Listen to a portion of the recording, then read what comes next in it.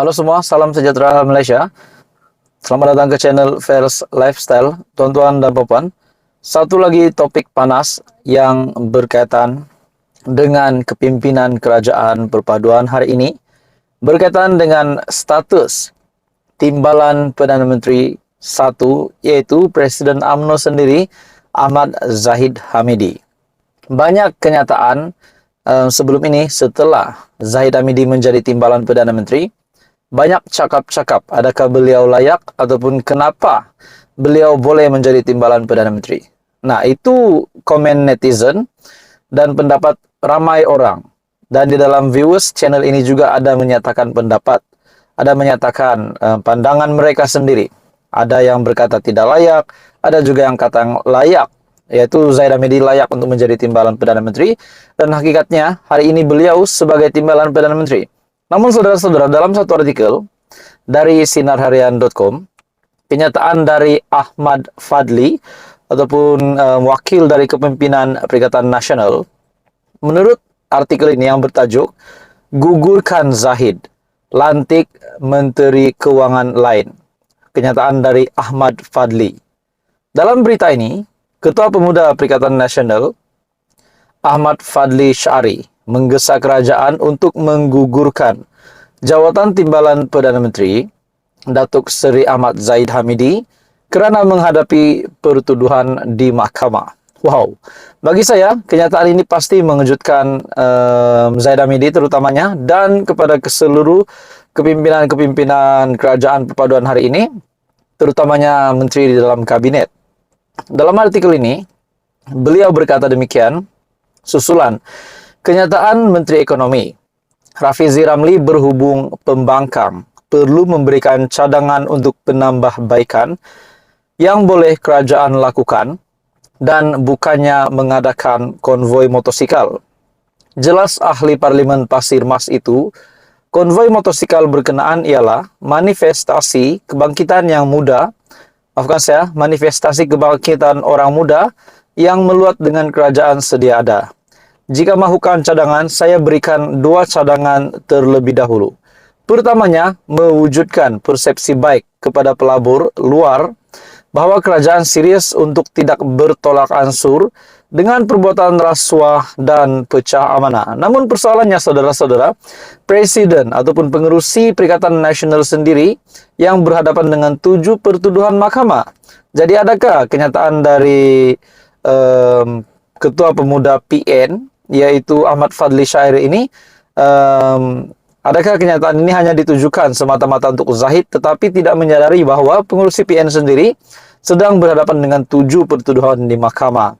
Nah, dalam artikel ini, langkah paling penting adalah dengan menggugurkan jawatan timbalan Perdana Menteri yang merupakan seorang individu yang sedang menghadapi pertuduhan di mahkamah, bukan 1 kes, tetapi 47 kes. Pilih mana-mana ahli parlimen yang bersih dan jika perlu daripada UMNO atau BN kerana masih ramai lagi tidak menghadapi pertuduhan di mahkamah. Tulisnya menerusi satu hantaran di Facebook.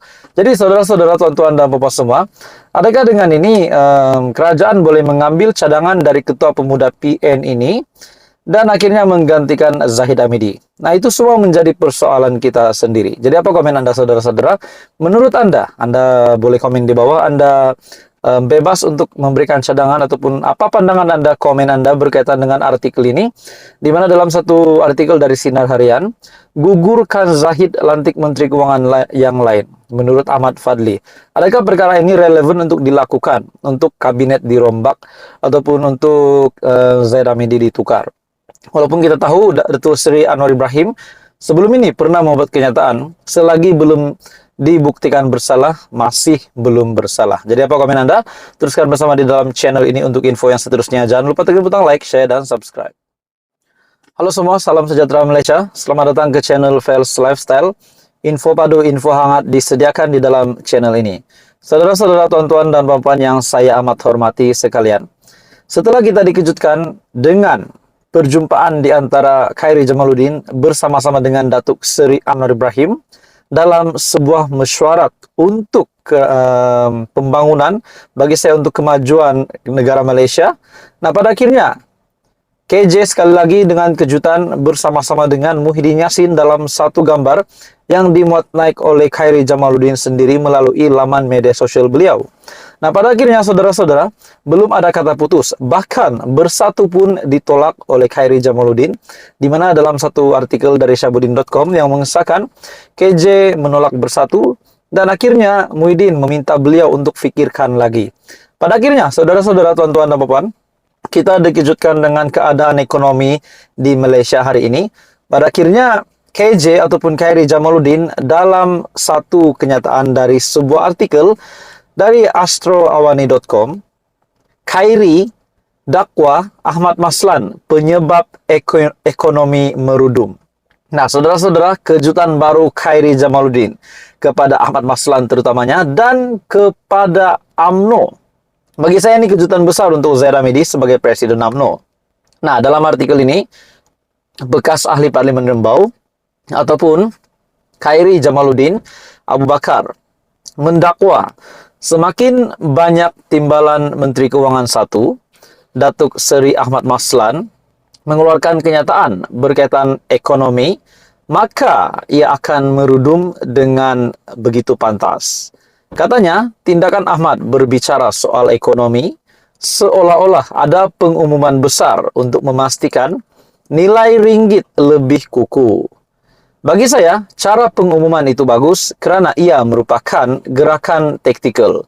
Namun, ia tidak akan mengubah soal gambaran landscape pelaburan di negara kita, katanya menerusi rancangan podcast Keluar Sekejap pada Rabu.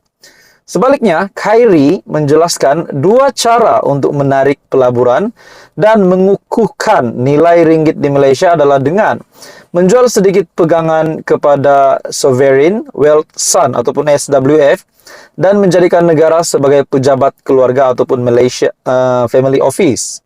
Jelasnya, pelabur yang datang melabur melihat kepada kerajaan, usaha syarikat berkaitan kerajaan ataupun GLC dalam menyediakan peluang untuk dilaburkan dalam sesuatu usaha niaga.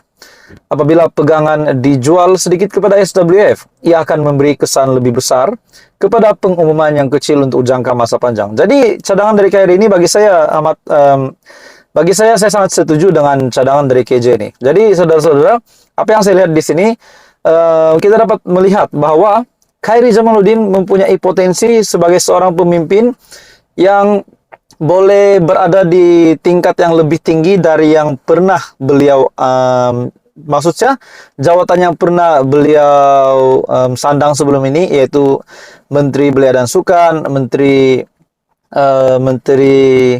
beberapa lagi jawatan menteri yang lain yang pernah beliau sandang. Adakah dengan ini sesiapa saja parti yang dapat menangkap KJ masuk di dalam parti mereka, tak kira dari kerajaan pembangkang, sudah pasti parti itu akan mendapat advantage. Jadi saudara-saudara, akhirnya KJ dengan satu kenyataan, Khairi dakwa Ahmad Maslan penyebab ekonomi merudum.